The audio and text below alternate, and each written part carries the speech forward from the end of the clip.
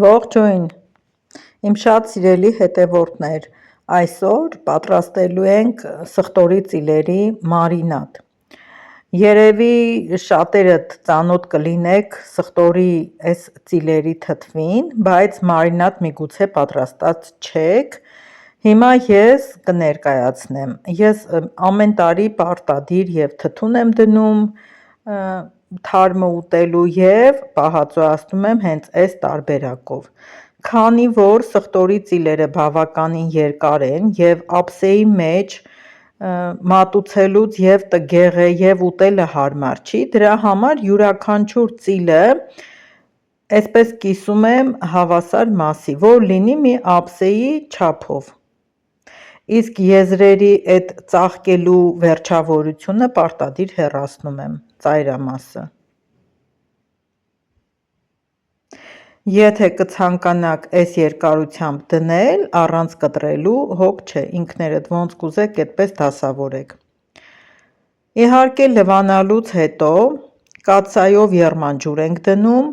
ծիլերը տեղափոխում ենք եռմանջրի մեջ, հաշված 1 րոպե նույնիսկ չենք թողնում, մի հատ եռմանջրի մեջ պտտեցնում ենք տակու վրա ու հանում ենք։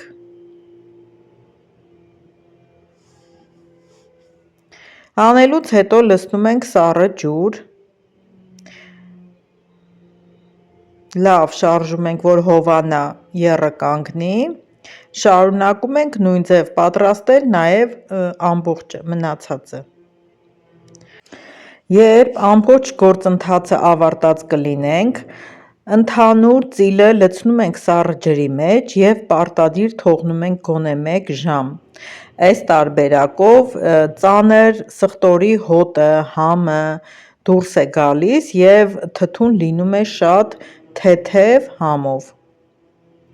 Ահա տեսեք, թուլացել են արդեն, փունջ-փունջ վերցնում ենք, պտտեցնելով տեղավորում ենք բանկաների մեջ։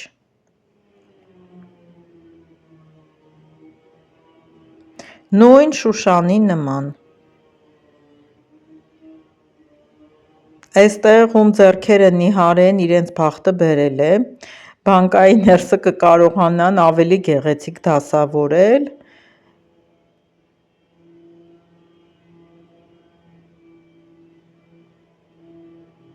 Նստացնելով, սեղմելով, իրար վրա դասավորելով, բանկան լրացնում ենք սխտորի խաշած ծիլերով։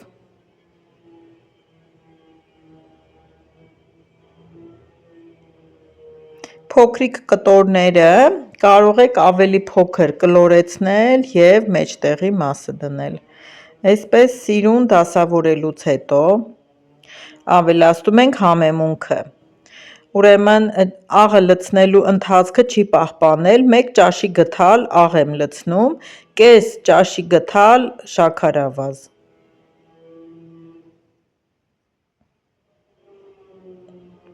Ինչպես բոլոր պահածոները, ասենք 3 լիտրանոց բանկաներին 3 գդալ աղ ենք ավելացնում, այստեղ էլ 1 լիտրանոց է 1 գդալ ենք ավելացնում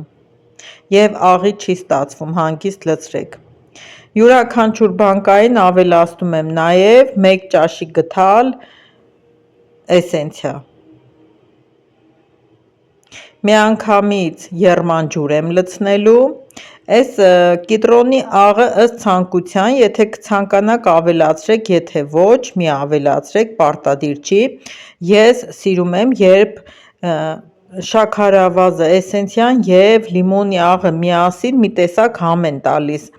ու ես դա շատ եմ սիրում, այս պահածոների մեջ էլ օգտագործում եմ։ Եռմանջուր լցրեցի միանգամից վրան, որովհետև կաթսայով արդեն ջուրը դրել եմ, համարյա եռում է։ Հիմա տեղափոխեմ կաթսայի մեջ։